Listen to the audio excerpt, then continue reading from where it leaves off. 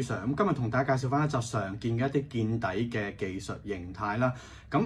如圖當中咧，第一種咧想同大家介紹翻嘅咧就係比較常見就係雙底啦，即係 W 底啦。我哋見到咧就係技術形態上面咧就比較多用，或者係咧叫做咧就三底嘅形態啦。咁從圖片當中咧，咁用藍色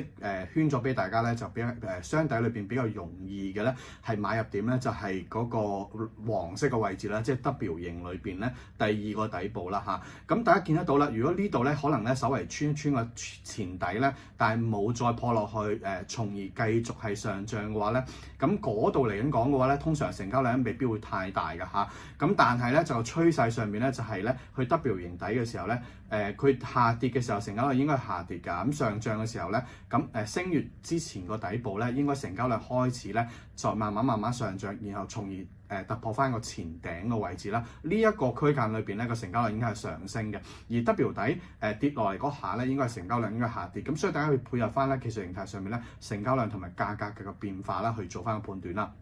咁第二種咧就係典型咧就係個頭肩底嘅形態啦。咁英文咧叫做咧 invert head and shoulders 嘅形態啦。頭肩底嘅形態咧就明顯咧就有兩個肩啦嚇，咁好似個人嘅頭部啦，同埋左肩右肩一樣啦，咁只不過調轉咗嚇。咁調轉咗之後咧，喺右肩其實買入咧都係一個好嘅位置啦。咁較早前同大家分享過嘅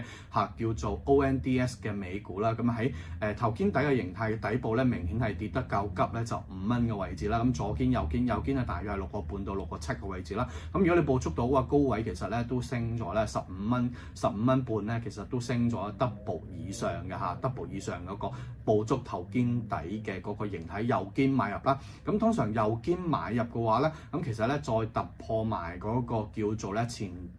頂啦。咁其實咧個成交量應該係配合嘅，同埋會係行緊喺20天線樓上啦。喺突破位咧，通常成交量係會上升㗎嚇。咁第三種咧就係長期嘅比較長期啲嘅磨底啦，或者 consolidation 啦，即係我哋叫做stage one 嘅一個狀態裏邊啦。咁其實咧呢個係比較折磨嘅嚇。咁股價咧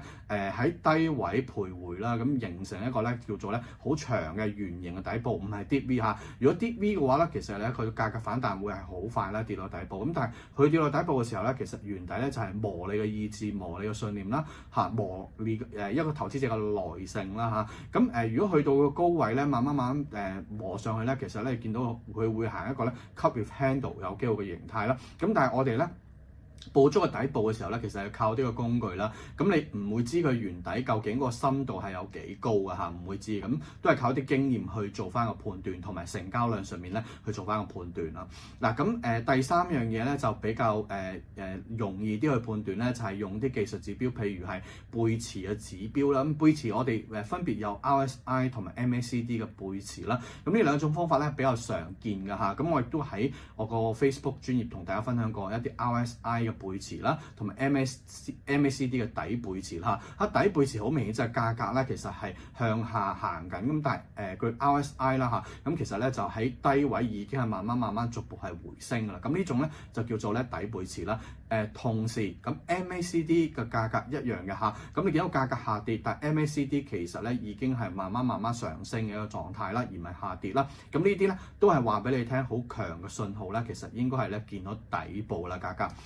咁另外咧仲有一啲比較深入啲嘅方法啦，譬如係4天法則。咁當佢中期嗰個股價嘅調整啦，咁其實咧就然後咧個長期嘅趨勢、中長線嘅趨勢咧都係向上嘅時候咧，咁4天法則咧就幫到大家手咧，就係見到佢喺中間連續係做一個回調咧，慢慢調整，見到底啦，開始上升嘅時候咧，咁你數佢4日嘅上升嘅趨勢啦。